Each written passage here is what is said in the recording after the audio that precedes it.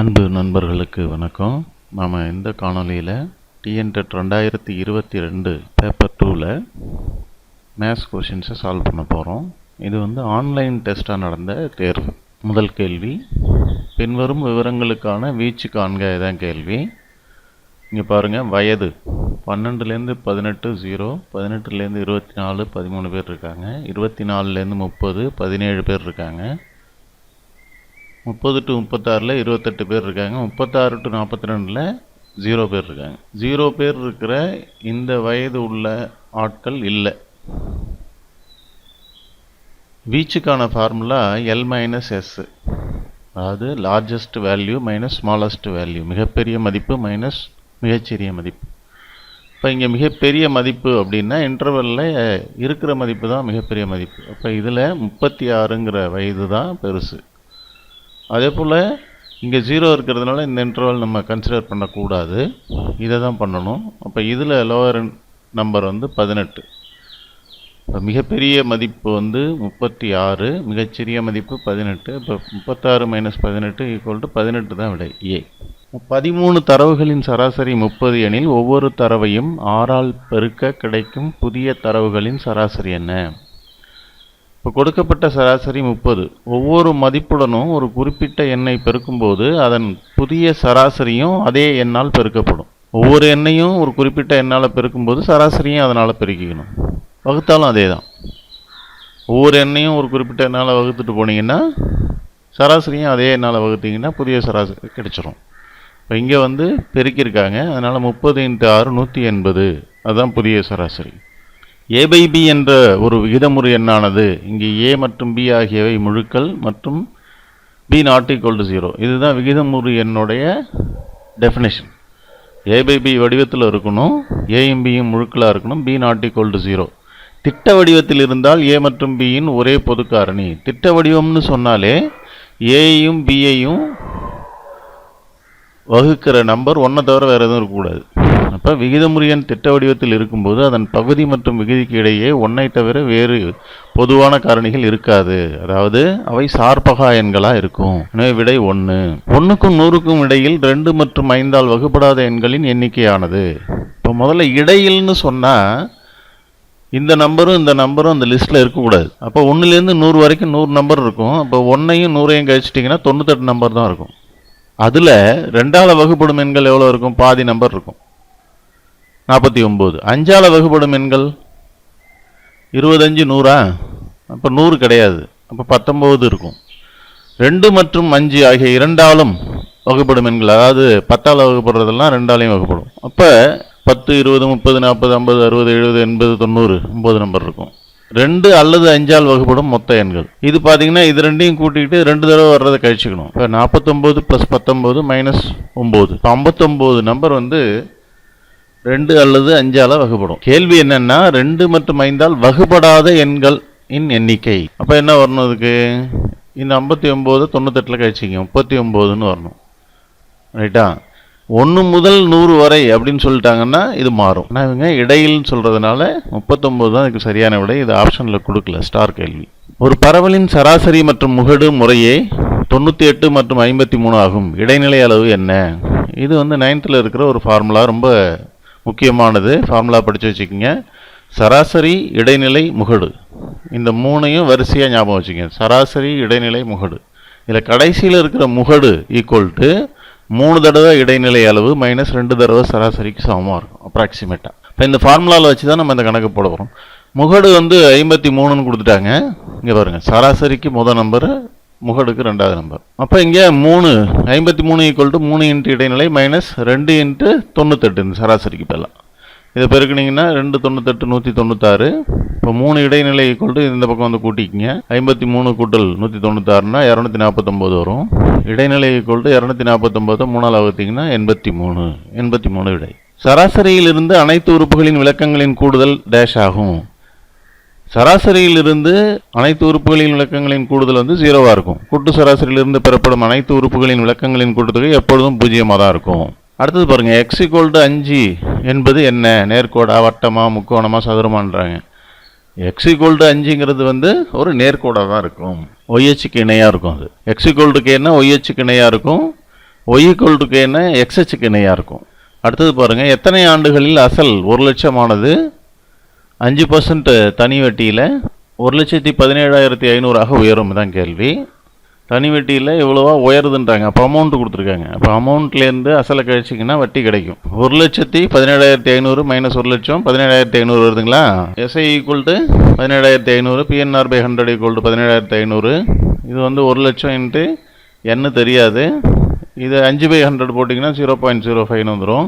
இப்போ equal to 17,500. அப்போ இதை பெருக்கிங்க, 2 0 இதுக்கு எடுத்துக்கிட்டிங்கன்னா இது 5ன்னு மாறிக்கும். இப்போ 1000 × 5 × n equal to 17,500. n equal to 17,500 5000 வகுத்துக்குங்க.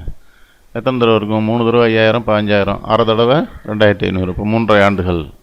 இப்போ இதில் கேட்டிருக்கிறது மாதங்களில் கொடுத்துருக்கிறதுனால 3 வருஷம் 6 மாதம். 25 மாணவர்களின் சராசரி மதிப்பெண்கள் 78.4. இங்கு 96 என்ற மதிப்பானது 69 என தவறுதலாக எடுக்கப்பட்டது கண்டறியப்பட்டது எனில் மதிப்பெண்களுக்கான சரியான சராசரியை காண்க. இப்போ இந்த மாதிரி கணக்குகளில் முதல்ல மொத்த தவறான கூடுதலை கண்டுபிடிங்க. இப்போ இது சராசரி 25 மாணவர்கள். இப்போ 25 × 78.4 பெருக்குனிங்கன்னா தவறான கூடுதல் கிடைச்சிடும் 1960. இதிலேருந்து என்ன செய்யணும்னா தவறான மதிப்பை கழித்து சரியான மதிப்பை கூட்டணும். அப்போ தவறாக என்ன எடுத்துக்கிட்டாங்க? 69ன்னு எடுத்துக்கிட்டாங்க. அதை கழிச்சிருங்க. சரியானது எது? 96. அதை கூட்டுங்க. இப்போ 1960 இந்த 69 கழித்து 96 கூட்டினீங்கன்னா 1987. சரியான சராசரி வேணும்னா இந்த கூடுதலை எண்ணிக்கையால் வகுக்கணும். அது n வந்து 25. இப்போ இதால் வகுத்தீங்கன்னா 79.48 தான் விடை. ஒரு கிரிக்கெட் போட்டியில் 7 வீரர்களின் ரன்கள் முறையே 10, 15, 17, 9, 2, 21 மற்றும் 23 7 பேரோட ரன்கள் கொடுத்துருக்குறாங்க. ரன்களின் இடைநிலை அளவு என்ன அப்படின்னு கேட்குறாங்க. கொடுக்கப்பட்ட மதிப்புகளை இந்த மாதிரி இடைநிலை அளவு கண்டுபிடிக்கணும்னா ஏறு வரிசையிலையோ இறங்கு வரிசையிலையோ எழுதணும். ஏறு வரிசையில் எழுதுவோம் நம்ம, சின்ன நம்பர்லேருந்து பெரிய நம்பர். இப்போ 2, 9, 10, 15, 17, 21, 23ன்னு எழுதிக்கிங்க. மொத்த உறுப்புகள் எத்தனை இருக்குது? 7 தான் இருக்குது. இப்போ ஒத்தப்படையில் இருக்கிறதுனால நடுவில் ஒரே ஒரு உறுப்பு தான் இருக்கும். இருந்ததுன்னா இந்த பக்கம் 3 அந்த பக்கம் 3 இருக்கும். நடுவில் ஒரே ஒரு உறுப்பு, 4வது உறுப்பு நடுவில் இருக்கும். இப்போ இதில் 4வது உறுப்பு 15 தான் விடை. சப்போஸ் ரெட்டப்படையில் இருக்குன்னு வச்சுக்கோங்க. இப்போ 8 உறுப்பு இருக்குன்னா நடுவில் 2 உறுப்பு இருக்கும். அந்த 2 உறுப்பையும் கூட்டி 2ஆல் வகுத்துக்கிட்டிங்கன்னா அதுதான் இடைநிலையாக இருக்கும். இந்த கேள்விக்கு விடை பாருங்கள். இந்த மாதிரி கேள்விகளுக்கு உள்ளேருந்து வெளியில் சால்வ் பண்ணிட்டு வந்தீங்கன்னா ஆன்சர் ஈஸியாக இருக்கும். இப்போ √4க்கு விடை என்ன? 2. 2ஓட 7 கூட்டினீங்கன்னா 9. இப்போ √9க்கு விடை என்ன? 3. 3ஓட 13 கூட்டிங்கன்னா 16. இப்போ √16க்கு என்ன விடை? 4. இப்போ 4ஓட 21 கூட்டிங்கன்னா என்ன? 25. 25க்கு என்ன வர்க்கமூலம்? 5. இப்போ விடை 5. பொருத்தமான எண்களை நிரப்புக. இப்போ 8:- விகித சமம் -3ன்றாங்க. இந்த மாதிரி விகித சம கேள்விகளில் பார்த்தீங்கன்னா நடு உறுப்புகளின் பெருக்கல் பலன் முனை உறுப்புகளின் பெருக்கல் பலனுக்கு சமமாக இருக்கும். Product of the means is equal to product of the extremes சொல்லுவாங்க. இப்போ ப்ராடக்ட் ஆஃப் த எக்ஸ்ட்ரீம்ஸ் வந்து 8, 3, 24 வரணும். இப்போ 24 வர்ற நம்பர் தான் இங்கே வரணும். இப்போ இங்கே என்ன இருக்கணும்? இப்போ 4, இங்கே 6, இங்கே 4, இங்கே 6, அதுதான் இதுக்கான விடை. இங்கே பாருங்கள், இப்படி பார்த்தீங்கன்னா 8/4 அப்படின்னா 2:1ன்னு வரும். இங்கே பார்த்தீங்கன்னாலும் 6:3னாலும் 2:1 வரும். அதையும் பார்த்துக்கணும் நம்ம. Product of the means is equal to product of the extremes plus இந்த விகிதம் இந்த விகிதத்துக்கு சமமாக இருக்கணும். அதை வச்சிங்கன்னா ஈஸியாக சொல்லிடலாம். ஒரு கடைக்காரர் ஒரு பொருளை 7,200க்கு விற்பதால் அவருக்கு 10% நஷ்டம் ஏற்படுகிறது எனில் அதன் அடக்க விலை என்ன? இப்போ விற்பனை விலையை கொடுத்துட்டாங்க, நஷ்டம்னு சொல்லிட்டாங்க, வாங்கின விலையை கேட்குறாங்க. ரொம்ப சிம்பிளான கேள்வி தான் அது. இப்போ விற்பனை விலைங்கிறது என்ன? அடக்க விலையில் 90%றாங்க. இப்போ 90% ஆஃப் அடக்க விலை ஈக்குவல் டு 7,200. அப்போ அடக்க விலை வேணும்னா என்ன செய்யணும்? இந்த 90/100ல் 100 அங்கே பெருக்கிட்டு 90ஆல் வகுத்துக்கணும். இப்போ இதை வகுத்திங்கன்னா ஒரு 0 போயிடுச்சுங்களா? இதில் ஒரு 0 இருக்கும். 8, 9, 72 8,000 ரூபாய். அதுதான் ரொம்ப எளிமையான கேள்வி தான் இது. அடுத்த கேள்வி பாருங்கள். இரு மூலைவிட்டங்கள் கொடுக்கப்பட்டிருக்கும் போது ஒரு சாய் சதுரத்தை வரையலாம். சாய் சதுரம் என்பது அனைத்து பக்கங்களும் சமமானதும் மற்றும் மூலைவிட்டங்கள் செங்குத்தாக வெட்டிக்கொள்வதும் உடைய ஒரு சிறப்பு நாற்கரமாகும். இப்போ ரெண்டுமே சரிதான். ஏன் நம்மளால் 2 மூலைவிட்டம் கொடுக்கப்பட்டிருக்கும் போது சாய் சதுரத்தை வரையலாம் அப்படின்னு கேட்டிங்கன்னா, மூலைவிட்டங்கள் ஒன்றுக்கொன்று செங்குத்து. அதனால் என்ன பண்ணால் போதும், ஒரு மூலைவிட்டத்தை படுக்கவாட்டில் வரைஞ்சி அதுக்கு செங்குத்து கோடு போட்டு, இன்னொன்று என்னென்னா வெட்டிக்குள்ளும் சரிசமமாக. அதனால் மேலையும் கீழையும் நம்ம பாதி அளவுகளில் வெட்டினோம்னா சாய்சதுரத்தை இணைச்சிடலாம். இப்போ கூற்று மற்றும் காரணம் ரெண்டுமே சரி. ஆர் என்பது ஏயின் சரியான விளக்கம். அடுத்த கேள்வி பாருங்கள். முக்கோணம் ஏபிசியில் பிசியின் மையக்குத்து கோடு L1. இந்த கோடு இந்த பக்கத்துக்கு இது மையக்குத்து கோடுன்றாங்க. மையம் வழியாக செல்கின்ற செங்குத்து கோடு, அதான் மையக்குத்து கோடு. பிசி = 8 சென்டிமீட்டர், எஸ்எம் = 3 சென்டிமீட்டர் எனில் சிஎஸ் என்ன அப்படின்னு கேட்குறாங்க. இப்போ பிசியோட அளவு அப்போ 8ன்னு இருக்குது. பிசியோட அளவு 8. அப்போ இதில் மைய வழியாக செல்கின்ற செங்குத்து கோடுன்னு சொல்லியாச்சு. அப்போ பாதியாக பிரிக்கும். இது 4, எம்சி வந்து 4, எஸ்எம் வந்து 3ன்ட்டாங்க. இப்போ இது செங்கோண முக்கோணம். செங்கோண முக்கோணத்தில் உயரம் 3 இருக்குது, அடிப்பக்கம் 4 இருக்குது. அப்போ கர்ணப்பக்கம் தான் கேட்குறாங்க. அப்போ இது என்ன வரும்? 3² + 4². அதுக்கு ரூட் எடுத்தால் போதும். 9 + 16 25. 25க்கு ரூட் எடுத்திங்கன்னா 5. அப்போ சிஎஸோடைய விடை 5. 10 நாணயங்கள் சுண்டப்படுகின்றன. சரியாக இரு தலைகள் கிடைப்பதற்கான நிகழ்தகவை காண்க. P(a) = NA/NS. இப்போ NA என்னென்னா 10 நாணயத்தை சுண்டதுனால 10 சீட்டு வகையில் 2 தலை கிடைக்கும். இப்போ 10 சீட்டுங்கிறது என்ன? 10 × 9/1 × 2. இப்போ 90/2 45ன்னு வரும். NS என்னென்னா 10 2 பேர் இருக்கணும். 2×10. அப்போ 1024. இப்போ விடை வந்து 45/1024. x, y, z என்ற மதிப்புகளின் பரவற்படி 9 எனில் x + 7, y + 7 + z + 7 என்ற மதிப்புகளின் திட்ட விலக்கம். ஒரு குறிப்பிட்ட எண்ணை கூட்டுவதாலோ கழிப்பதாலோ திட்ட விலக்கம் மாறாது, பரவற்படியும் மாறாது. அப்போ இதுக்கு பரவற்படி 9ன்னா இதுக்கும் பரவற்படி 9 தான் இருக்கும். ஆனால் கேள்வி வந்து திட்ட விலக்கம் கேட்குறாங்க. அப்போ அதோடக்கு ஸ்கொயர் ரூட் எடுக்கணும். அப்போ √9 என்ன வரும்? 3. இப்போ விடை இதுக்கு 3.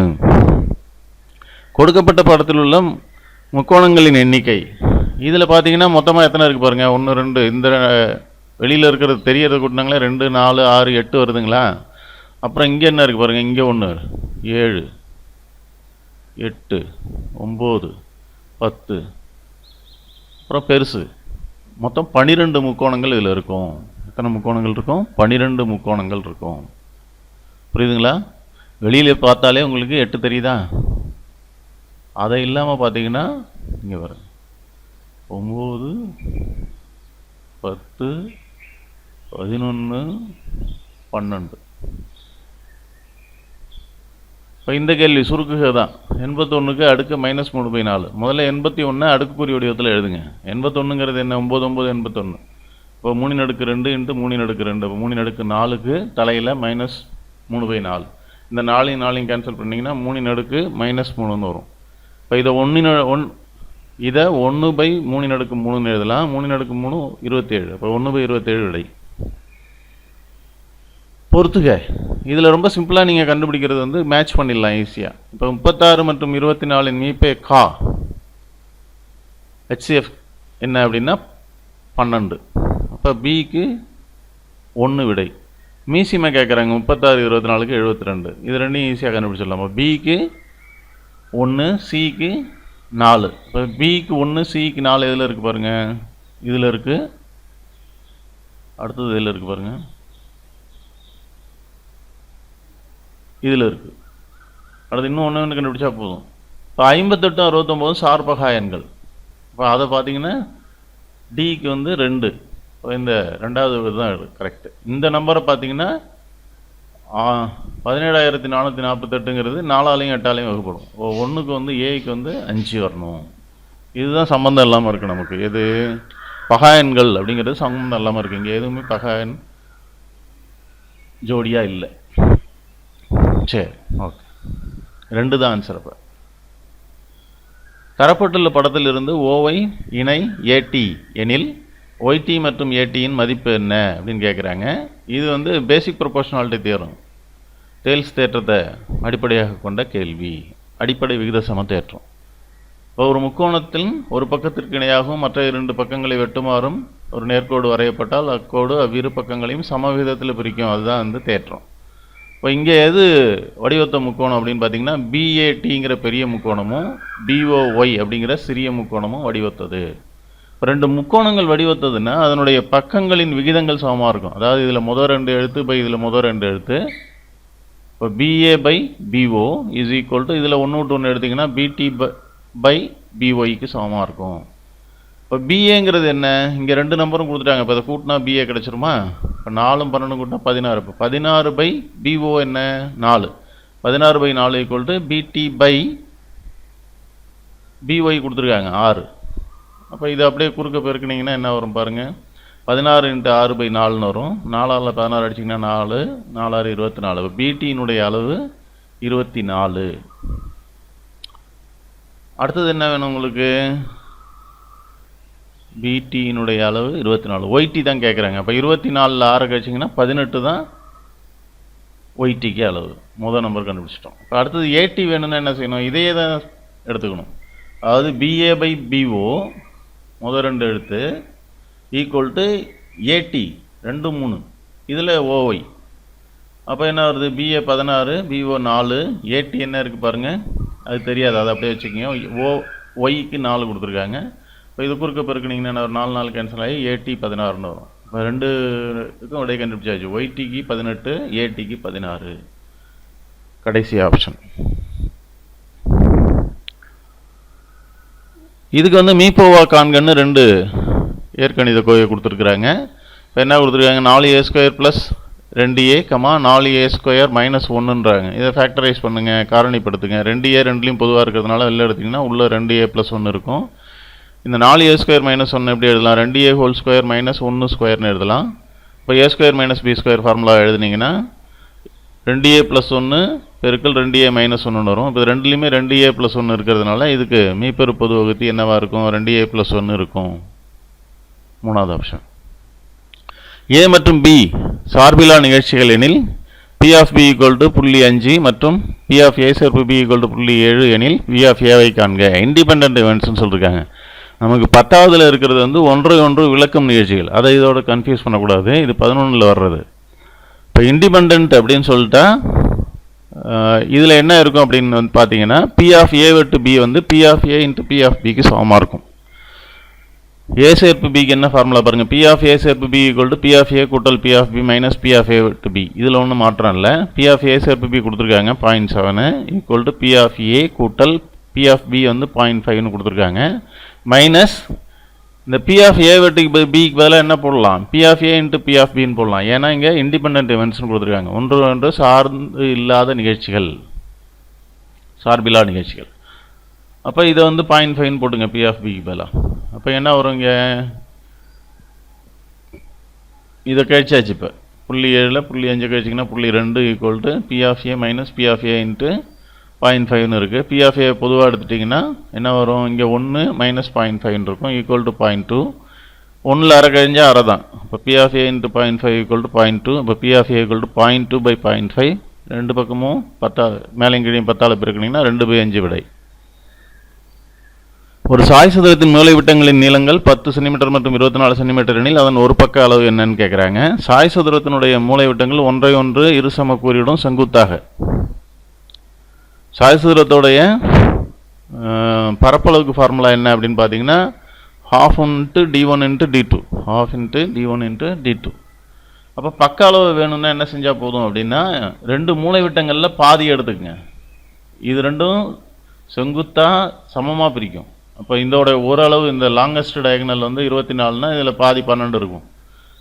இந்த ஷார்ட்டஸ்ட் டயகனல் வந்து ஷார்ட் டயகனல் வந்து 10னா இதில் 5 இருக்கும். இப்போ இங்கே 12 இங்கே 5. இப்போ பக்க அளவு என்ன செஞ்சால் போதும், இது ஒரு செங்கோண முக்கோணம். இப்போ கர்ணத்தின் வர்க்கம் மற்ற இரு பக்கங்களின் வர்க்கங்களின் கூடுதலுக்கு சமம். இப்போ என்ன வரும், 12² + 5². 12² வந்து 144, 5² 25, கூட்டினீங்கன்னா என்ன வரும், 169 வரும். அதுக்கு ரூட் எடுத்துக்கங்க, அப்போ பக்கம் கிடச்சிரும். அப்போ 13. இப்போ 13 சென்டிமீட்டருங்கிறது விடை. 64/5 பெருக்கல் 72/15 வகுத்தல் 24/15. இதோட மதிப்பு என்னன்னு கேட்குறாங்க.